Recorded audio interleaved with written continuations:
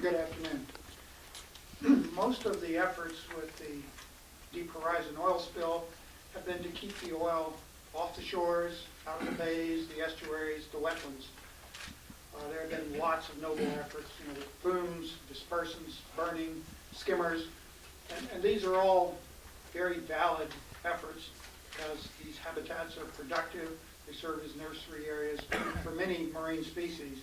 However, there are many other species that live offshore and in the water column and at the depths that are also very important, and I think that most people are unaware of these.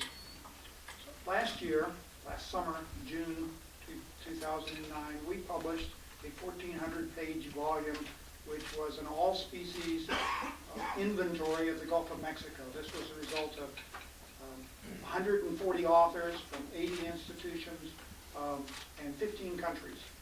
And we have taken that volume and converted it into a digital database and divided the Gulf into 48 different polygons that are by area and depth and habitat type. And we have looked at the species richness, the diversity of animals around the Gulf. That sector of the Gulf that contains the Deep Horizon oil spill has 8,332 species, not counting any of the microbes or protozoans, just the animals and plants. So there's a huge diversity of animals there. And just to quote some of the species in the major groups, there are 1,461 mollusks. These are the clams and the snails. 604 polychaetes, the marine worms. 1,503 crustaceans, crab and shrimp-like animals. 1,270 species of fishes, 4 sea turtles, 218 bird species, 29 marine mammal species. So I think most people aren't aware of this vast species richness.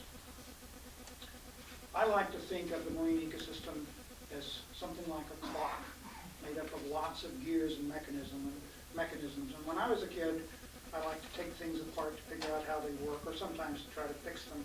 And you take out all of these different wheels and cogs, and if when you're putting it back together you leave some of those cogs out because they look small and unimportant, I can guarantee you that that clock isn't going to work well. You've got to care about all of the little pieces. So 8,332 species in this sector of the Gulf around the Deep Horizon.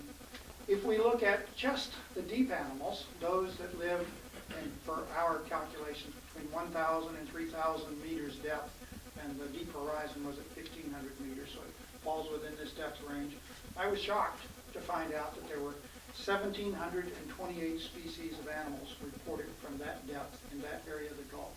That is the most biodiverse, the most species-rich area of the Gulf at that depth.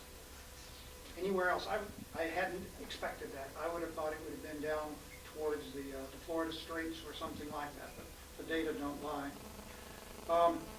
Within that depth, there are 135 unique species described only from that sector. 74 species from that area are threatened or endangered, including 6 marine mammals and 4 sea turtles.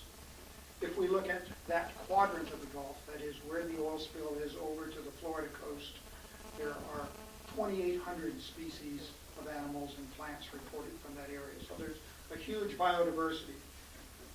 Now, the area is unique in many other respects. Most people think of the deep sea floor as simply a level mud bottom. That's not the case.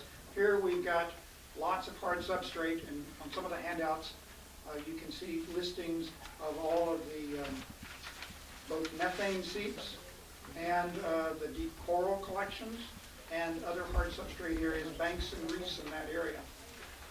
There is the DeSoto Canyon that runs from near the oil well blowout up into the shelf edge there.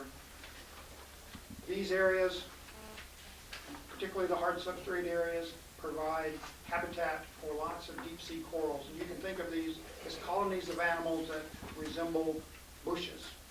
These provide kind of the condominiums for the animals in the deep sea. These are the places where the crabs and the shrimp, the sea stars, The brittle stars survive, gives them places to escape from predators, places to catch food, places to reproduce. I think most people aren't aware of the large number of marine mammals that are in that area. In the northern Gulf, from the area to the east of the Deep Horizon well to far to the west, there are 1,600 sperm whales. These have been studied intensively. 53 of them were tagged with satellite tags and tracked for several years. These sperm whales dive deep to catch their food, which are primarily deep squids and fishes. Those squid that they're going to catch are being affected by these deep oil plumes, which are real. I think we're going to see evidence in the next few days of the oil signatures from these deep plumes, and the volume of those deep plumes now is equal to the volume of Lake Erie. So they're massive things. The sperm whales are diving through these deep plumes to get their food, which may also be contaminated by the oil. So there are lots of reasons to be concerned.